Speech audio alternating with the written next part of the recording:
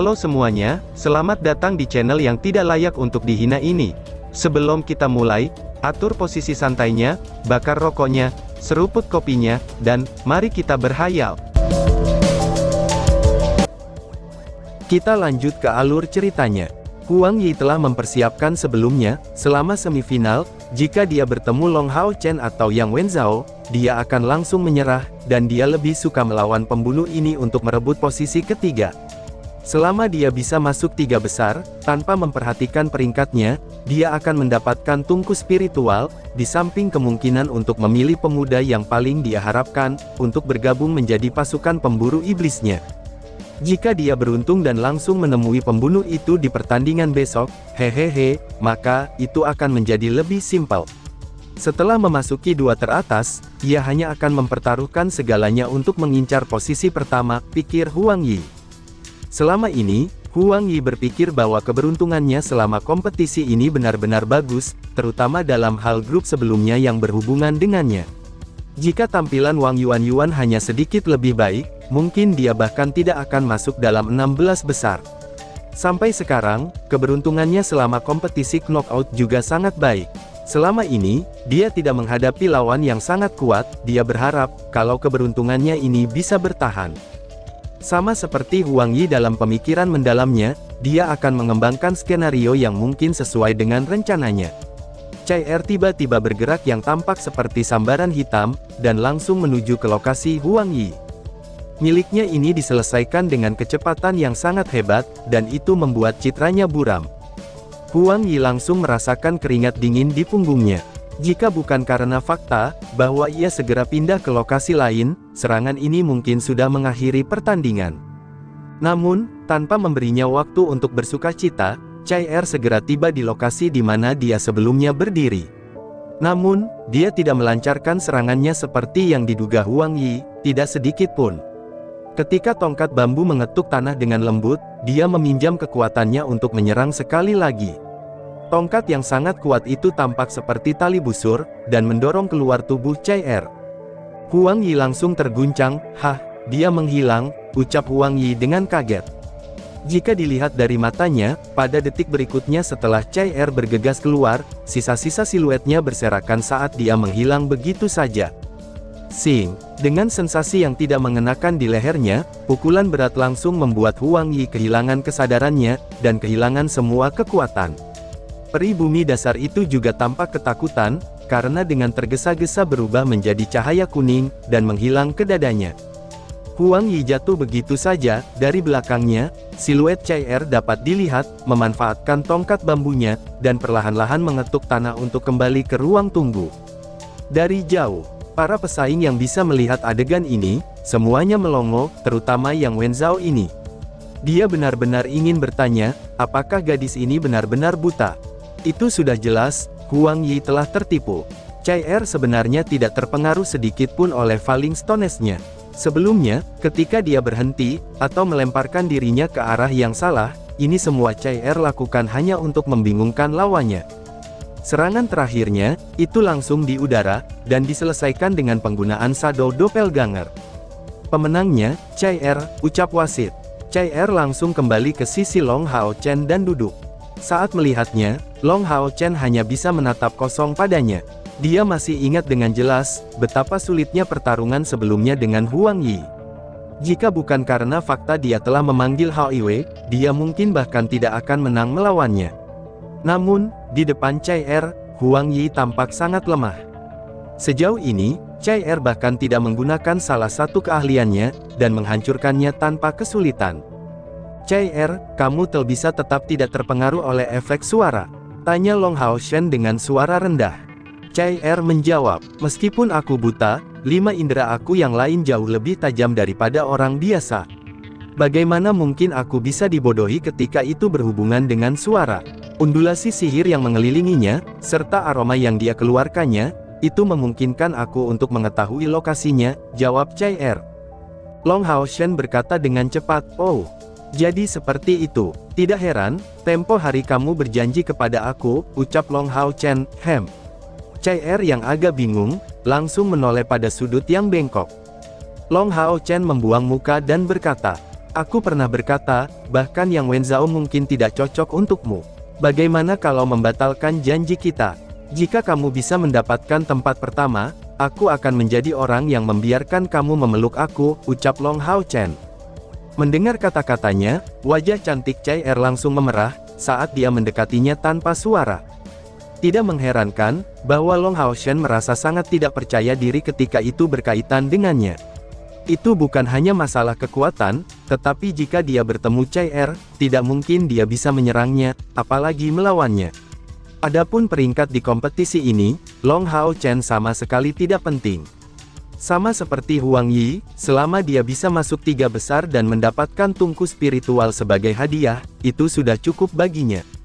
8 hingga 4 pertandingan semuanya berakhir, dan para peserta seleksi Demon Hunter yang berada di 4 besar adalah Long Hao Chen, Yang Wenzhao, Mu Ning, dan Chai Er. Di antara 4 orang ini, Mu Ning adalah pesaing lain dari kuil assassin yang keluar sebagai pemenang. Ketika kompetisi memasuki tahap ini, di antara 6 kuil besar, hanya ada orang dari kuil ksatria dan kuil assassin, 2 lawan 2. Dari tampilannya secara umum, yang paling kuat adalah yang dari kuil ksatria. Namun, Chai Er adalah keberadaan yang tak seorang pun di sini berani mengabaikannya. Pada akhirnya, kekuatan gadis ini adalah sesuatu yang hanya bisa diketahui oleh orang-orang dari kuil assassin itu sendiri. Bahkan jika pada akhirnya Mu Ning kalah, selama Chai Er bisa menjadi juara terakhir, kemuliaan kuil ksatria akan direbut oleh kuil assassin. Namun, hubungan antara Chai Er dan Long Hao Chen adalah sesuatu yang bisa dilihat semua orang. Dalam sejarah, mereka kemungkinan besar adalah pasangan termuda, yang termasuk dalam pasukan pemburu iblis, dan mungkin juga yang paling berpotensi. Setelah mengirim Chai Er kembali ke hotelnya, Long Hao Chen kembali ke hotelnya sendiri dan menuju ke kamar Ye Hua.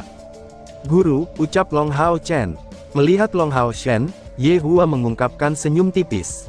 "Pertandingan hari ini berjalan tanpa hambatan sekali lagi," ucap Ye Hua. Long Hao Chen menjawab sambil tersenyum. "Aku sudah di 4 besar," ucap Long Hao Chen.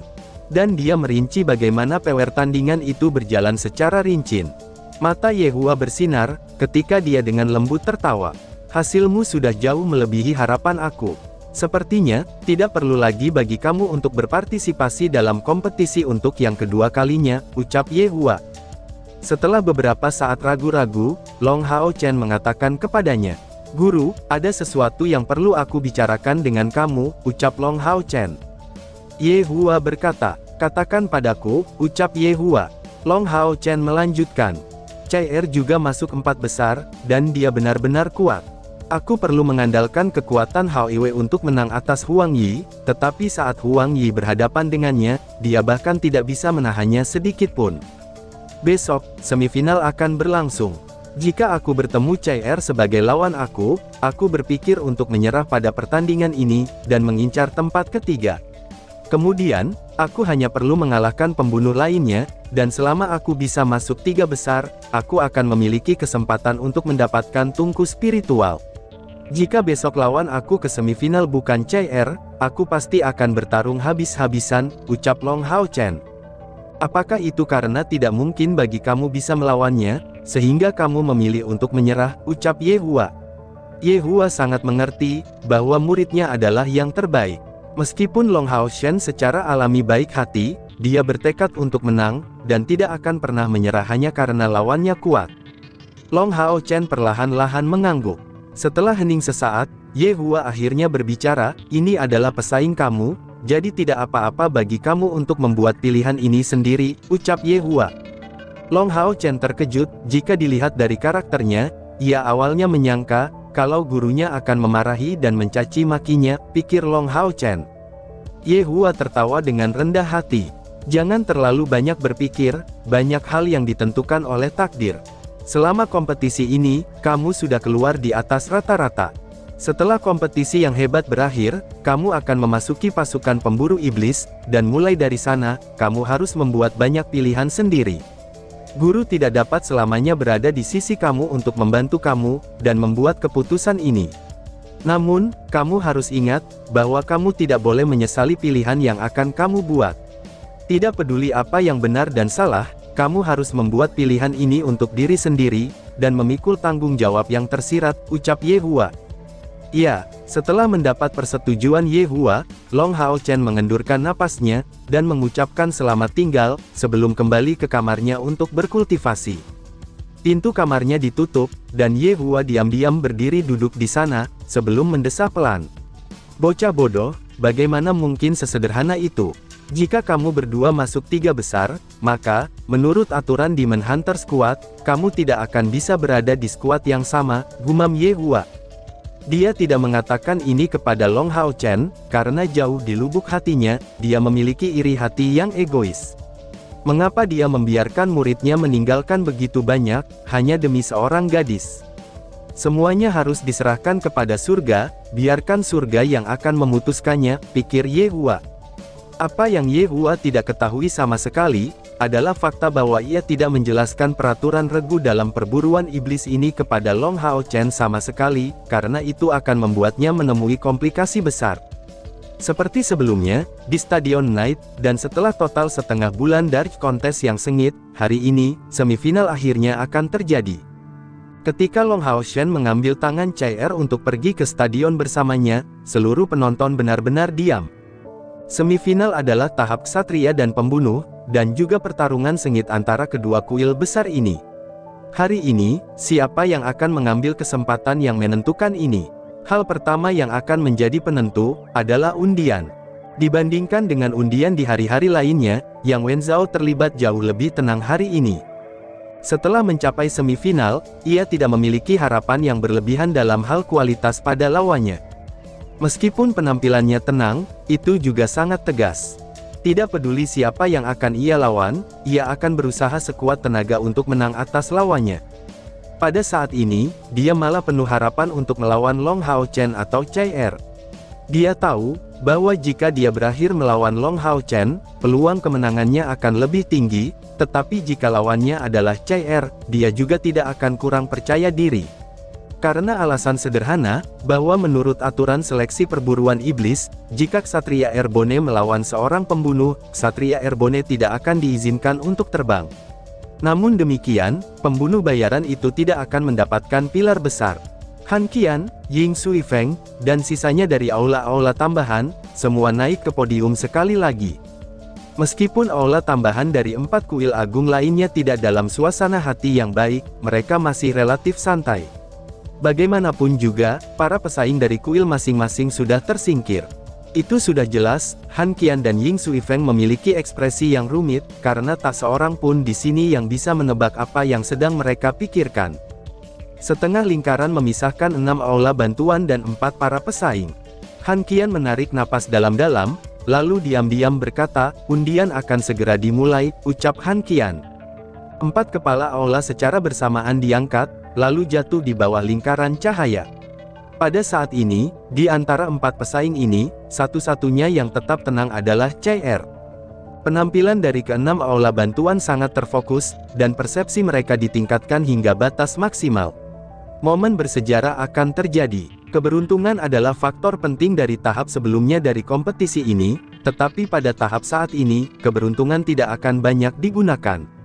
Dan tiba-tiba saja bersambung. Sekian dan terima kasih banyak.